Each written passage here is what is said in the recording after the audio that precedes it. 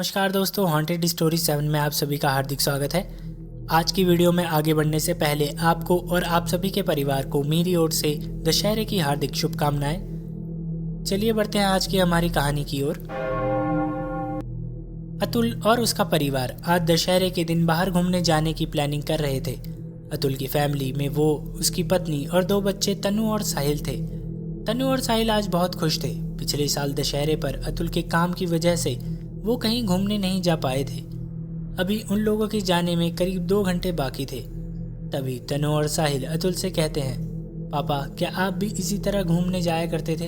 अतुल दोनों के बीच में जाकर बैठ जाता है और कहता है, बच्चों जब हम गांव में थे तो वहां पर हर साल मेला लगा करता था। मैं अपने दोस्तों के साथ वहां खूब एंजॉय किया करता था। मेले में घूमते घूमते हमें टाइम का पता ही नहीं चलता था। रात को हमें घर में आने में भी काफ़ी देर हो जाती थी। एक बार तो हमारे साथ रात में आते वक्त कुछ ऐसा हुआ कि मैंने तो मेले में ना जाने की कसम खा ली। तनु और साहिल दोनों कहते हैं, क्या हुआ था पापा आपके साथ, हमें भी बताओ ना। अतुल कहता है, बच्चों तुम डर जाओगे, मैं फिर कभी तुम्हें बताऊंगा।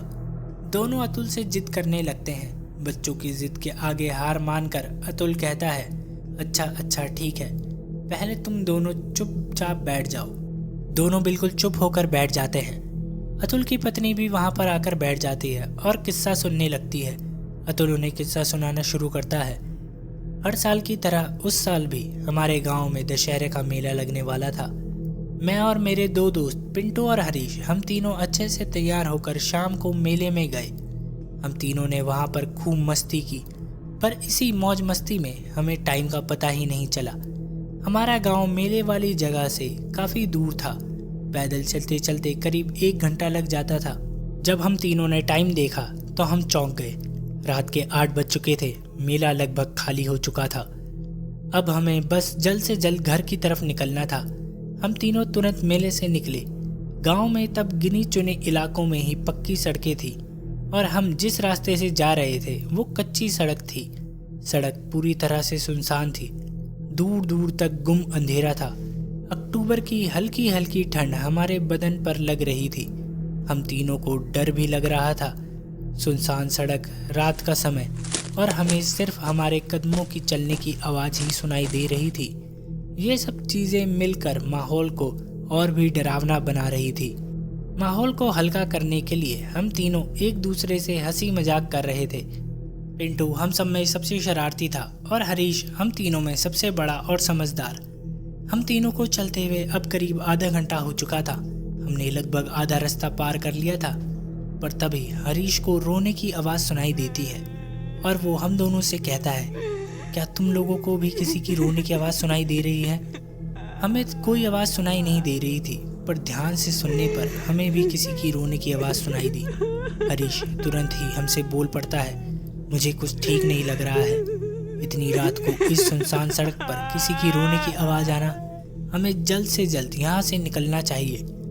हम तीनों ने अपने कदमों की रफ्तार को बढ़ाया। हम थोड़ी दूर चले ही थे कि तभी हमें सड़क किनारे एक बूढ़ी औरत पेड़ के नीचे बैठी हुई दिखाई दी। वो रोने की आवाज़ इसी बूढ़ी औरत की थी। वो उस पेड़ के नीचे बैठे सड़क किनारे रो रही थी। उस औरत ने सफ़ेद साड़ी पहनी थी और उसकी शक्ल पर झुर्रियाँ थी। उसके गाल पिचके हुए थे। हमें देखकर वो बूढ़ी औरत तुरंत खड़ी हुई। पिंटू उस औरत के पास गया और उस औरत से पूछ पड़ा, आपको क्या हुआ अम्मा, आप यहाँ क्यों रो रही हो? वो औरत कुछ भी नहीं बोली। उसने बस अपना हाथ आगे बढ़ाया और आगे की तरफ इशारा किया। पिंटू ने कहा, लगता है आपको आगे जाना है, चलो आप हमारे साथ, हम आपको आगे तक छोड़ देते हैं। वो बूढ़ी औरत हाँ में सिर हिलाती है और वो हमारे पीछे पीछे आने लगती है। हम तीनों अब बिना रुके चलते ही जा रहे थे, पर हैरानी की बात तो ये थी कि उस बूढ़ी औरत की चलने की आवाज़ भी हमें सुनाई नहीं दे रही थी। हम तीनों ने पीछे मुड़कर देखा तो वो अम्मा हमारे पीछे ही थी, पर वो हम तीनों को बिना पलक झपकाए घूरे ही जा रही थी।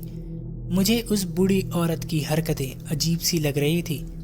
मैंने दोनों को हल्की आवाज़ में पूछा, यार हमने कोई गलती तो नहीं कर दी? हरीश ने कहा, गलती नहीं, बहुत बड़ी गलती कर दी हमने। इनकी हरकतें कितनी अजीब है, बस हमें घूरे ही जा रही हैं। वो अभी भी हमें घूर ही रही होंगी। हम तीनों ने जैसे ही पीछे मुड़कर देखा तो वो बूढ़ी औरत इस बार वहाँ से गायब थी। पर हमें अपने आगे से कुछ आवाज़ आई तो हमने सामने की तरफ देखा तो वो बूढ़ी औरत हमारे सामने थी।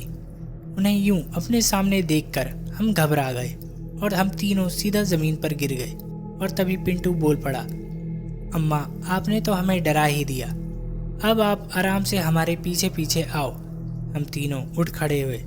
हमारा गांव बस अब आने ही वाला था, पर हरीश के चेहरे की हवाइयाँ उड़ी हुई थी। उसके माथे पर पसीने आ रहे थे जो रुकने का नाम नहीं ले रहे थे। उसे देखकर मैं पूछ पड़ा, क्या हुआ हरीश?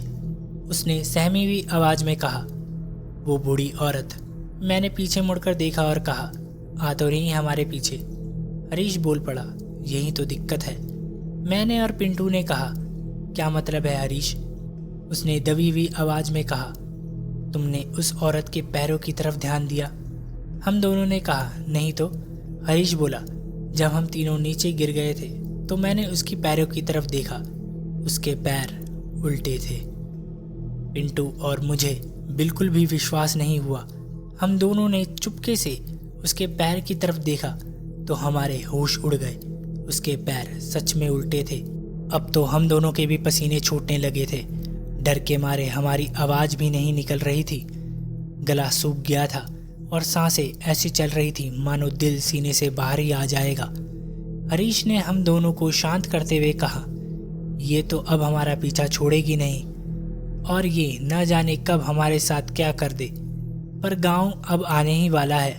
हम तीनों जैसे ही गांव में पहुंचेंगे तो हम तीनों सीधा गांव के राम मंदिर की तरफ भागेंगे। वहाँ ये हमारे पीछे नहीं आ पाएगी और सुबह होते ही हम तीनों अपने अपने घर चले जाएंगे। हरीश ने जैसा हमें बताया हमने बिल्कुल वैसा ही किया। गांव के अंदर पहुंचते ही हम तीनों तेजी से मंदिर की तरफ दौड़ पड़े। भागते भागते जब मैंने पीछे मुड़कर देखा तो वो औरत भी हमारे पीछे तेजी से भागते हुए आ रही थी। पर हम तीनों किसी तरह अपने आप को बचाते हुए मंदिर के अंदर घुस गए। हम तीनों मंदिर के अंदर खड़े थे और वो औरत मंदिर के बाहर खड़ी थी। वो मंदिर में प्रवेश नहीं कर पा रही थी। वो मंदिर के बाहर से ही किसी जानवर की तरह घुर्रा रही थी, जैसे कि आज उसका शिकार उसके हाथ से निकल गया हो। और तभी वो बूढ़ी औरत बहुत तेज चिल्लाती है और इसी के साथ ही वो वहाँ से पल भर में ही हमारी आंखों के सामने से गायब हो जाती है। वो बूढ़ी औरत वहाँ से चली तो गई थी, पर हम तीनों में से किसी ने भी सोने की हिम्मत नहीं की। हम तीनों ने पूरी रात उसी मंदिर में जागकर बिताई। सुबह होने पर हमने ये बात गांव वालों को बताई और तब हमें पता चला कि कई लोगों का सामना उस बूढ़ी औरत की आत्मा से हो चुका है। वो आत्मा कब, क्यों और कहां से आई, इसके बारे में तो किसी को भी कोई जानकारी नहीं है।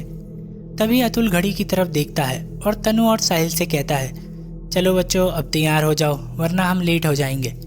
तीनों कहानी सुनकर थोड़े डरे हुए थे, पर घूमने जाने की बात सुनकर सबके चेहरे से डर गायब हो गया था। अतुल की पत्नी अतुल से कहती है, आप तो बहुत अच्छी कहानी बना लेते हैं। अतुल कहता है, अब तुम मानो या ना मानो पर ये एक सच्ची घटना है। अगर आपको हमारी ये वीडियो पसंद आई तो वीडियो को लाइक करें, शेयर करें, साथ ही साथ कमेंट करके हमें अपनी राय ज़रूर दें। इसी तरह की और कहानियाँ सुनने के लिए हमारे इस चैनल को सब्सक्राइब करें। मिलता हूँ आपसे अगली वीडियो में, तब तक के लिए नमस्कार।